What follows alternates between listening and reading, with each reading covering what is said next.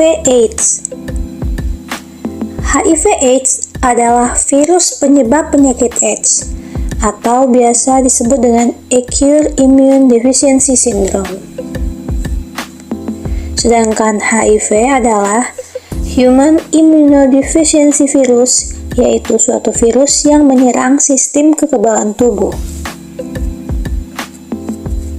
Saat pertama kali terinfeksi HIV, penderita tidak menunjukkan gejala.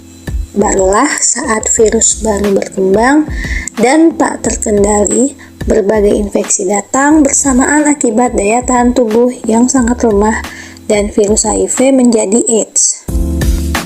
Jadi AIDS sendiri adalah sekumpulan gejala berbagai infeksi. Tanda-tanda infeksi HIV/AIDS sendiri itu adalah yang pertama, demam berulang.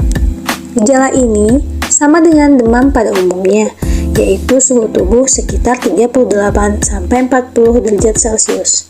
Sedangkan selain itu, demam disertai dengan gejala ringan lain seperti kelelahan, muncul pembengkakan pada kelenjar getah bening, serta sakit tenggorokan. Yang kedua, nyeri otot. Nyeri otot di sini berbeda dengan pegal-pegal akibat kelelahan seperti beraktivitas fisik. Penderita HIV akan mengalami nyeri otot dan kelelahan akibat serangan virus HIV/AIDS tahap awal. Kelelahan. Respon inflamasi yang dihasilkan oleh sistem kekebalan tubuh bisa mengakibatkan lelah dan lesu. Kelelahan tersebut akan menjadi gejala awal HIV/AIDS. Yang keempat, ruam kulit.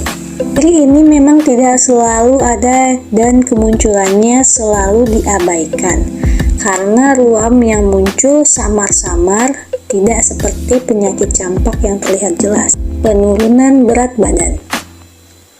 Penurunan sistem kekebalan tubuh akibat infeksi HIV bisa menyebabkan gejala infeksi yang berdampak pada penurunan berat badan. Keringat malam. Bagi penderita HIV, tanda keringat malam akan terjadi walaupun tidak melakukan aktivitas fisik apapun. 7. Sakit tenggorokan.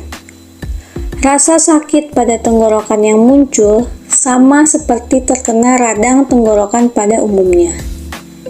Yang ke-8, kebingungan. Penderita HIV kerap mengalami gangguan kognitif, sulit berkonsentrasi berupa kebingungan dan juga mengalami gangguan memori dan perilaku mudah marah dan tersinggung. Mana HIV ditularkan? Yang pertama, hubungan seks. Hubungan seks yang tidak aman, yaitu dengan berganti-ganti pasangan tanpa kondom, atau hubungan seks sesama pria, merupakan faktor resiko utama penularan virus. Dapat ditularkan melalui jarum suntik. Pemakaian jarum suntik yang telah terkontaminasi dengan HIV, misalnya pada penggunaan narkoba. Dan HIV, pemakaian jarum suntik secara bergantian juga memiliki resiko penularan virus lain seperti hepatitis. Yang ketiga, transfusi darah. Penularan HIV juga bisa disebabkan melalui transfusi darah, tetapi kejadian ini semakin jarang terjadi karena telah diterapkannya screening donor darah yang ketat. Yang keempat, dari ibu hamil ke janin. Seorang ibu yang hamil dan terinfeksi virus HIV dapat menularkan ke bayi melalui kehamilan. Persalinan maupun ASI dapat menularkan, namun angka kasus ini sudah sangat menurun karena ibu hamil dengan HIV dianjurkan mengkonsumsi obat antiretroviral yang telah terbukti mencegah penularan ke bayi. Jadi, kamu bisa mencegah tertularnya HIV dengan menghindari faktor resiko penularan yang pertama. Gunakan kondom jika berhubungan seksual. Hindari seks bebas. Hindari penggunaan jarum suntik yang bergantian. Dan melakukan sunat pada pria. Hidup dengan penderita HIV, apakah penderita HIV harus kita kucilkan? Tentu tidak. HIV tidak ditularkan melalui penggunaan alat makan secara bersamaan, air liur, keringat, sentuhan, ciuman, gigitan nyamuk, atau bekas toilet, kamu tidak perlu menjauhi mereka.